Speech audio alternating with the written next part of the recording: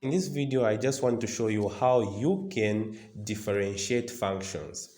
So here I have 10 questions which I want us to solve together. So here we have fx, function of x, or just y itself is equal to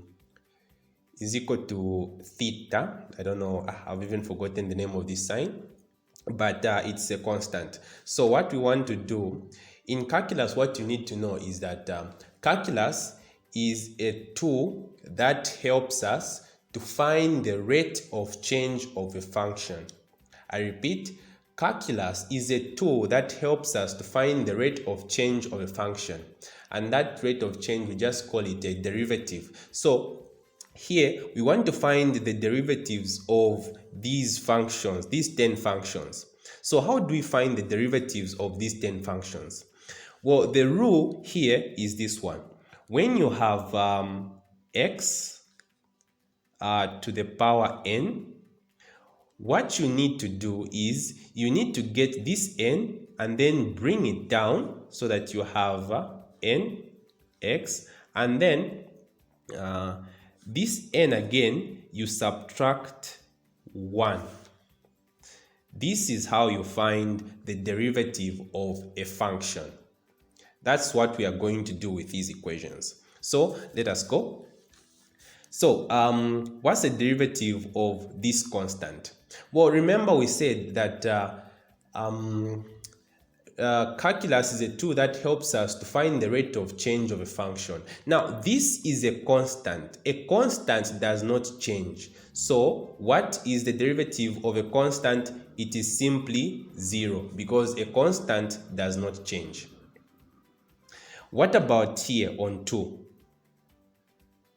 How do we solve this one? Well, remember this rule over here. This is what is going to apply here. So we are going to get this 6 and then bring it down. So we're going to have 6x, and then this 6 we are going to subtract 1, and we are going to remain with 5. So this is the rate of change, 6x to the power 5. This is the rate of change. This is the derivative. Again, we also do the same thing with x to the power 80.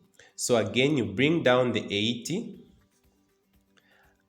x, and then 80 minus 1, what do we remain with?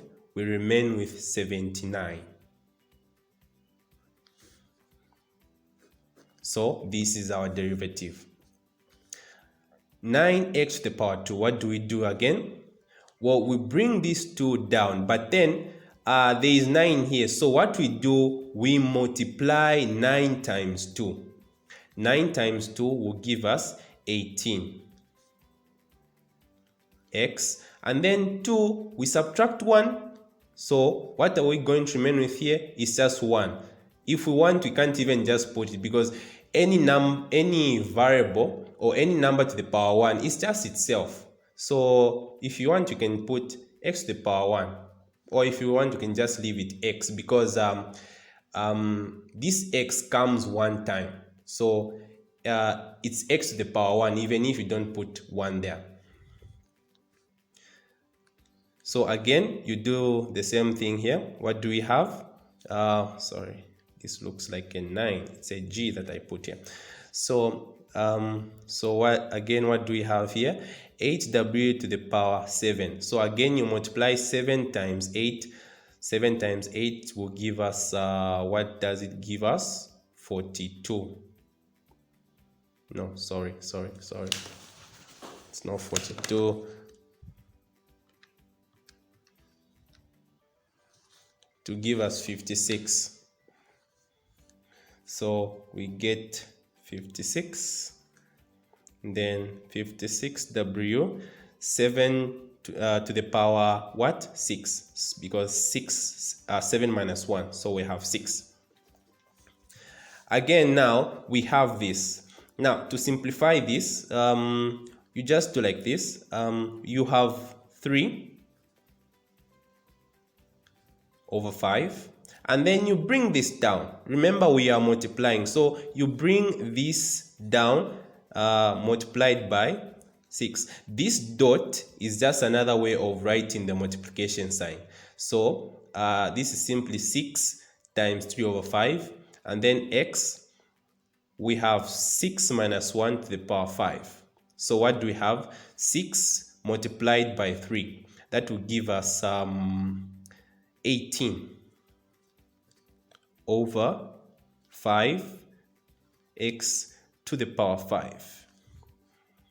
If you want, you can just leave it like this. It's just the same.